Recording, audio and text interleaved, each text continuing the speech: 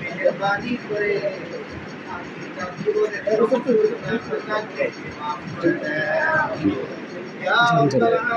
তার কবরটাকে আপনি জান্নাতের বাগান বানায়া দেন।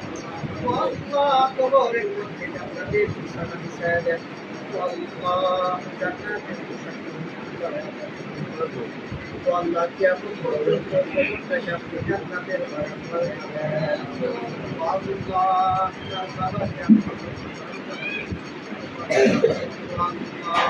সন্তানের জন্য আল্লাহ বাবা